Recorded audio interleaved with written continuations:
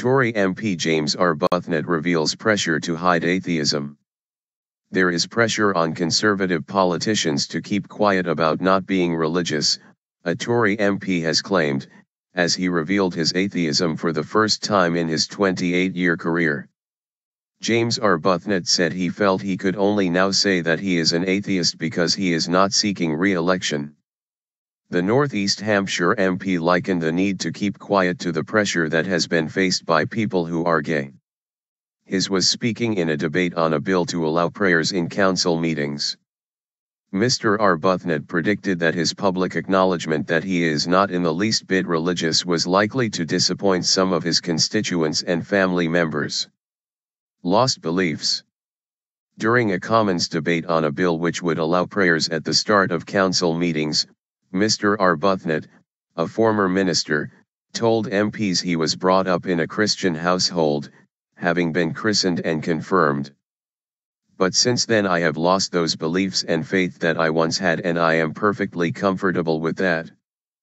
But this is the first time I have ever actually acknowledged that in public, he said. And it may be true that the pressure on a conservative politician, particularly of keeping quiet about not being religious, is very similar to the pressure that there has been about keeping quiet about being gay. Sir Edward Lee. Sir Edward Lee said the absence of religion created personal difficulties. For the avoidance of doubt, he added, I am not gay either, but I just wanted to say that it is telling that it has taken me 28 years in this house, and frankly in the knowledge that I won't be standing in the next election, to make this point. The local government, religious etc.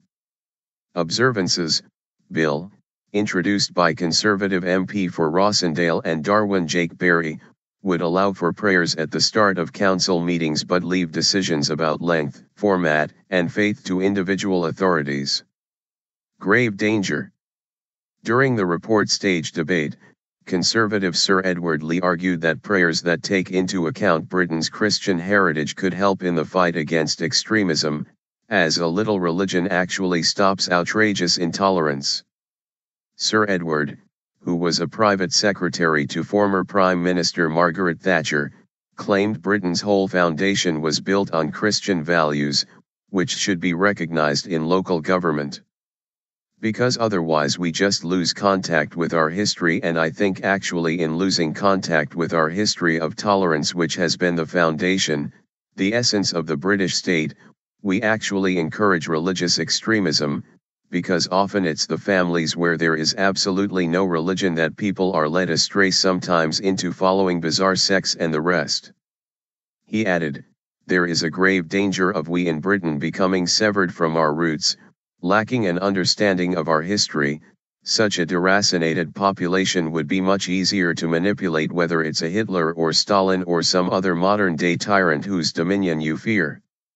The Private Members Bill, which had the support of both front benches, passed its remaining stages in the Commons unopposed, meaning it will now go to the House of Lords for further scrutiny.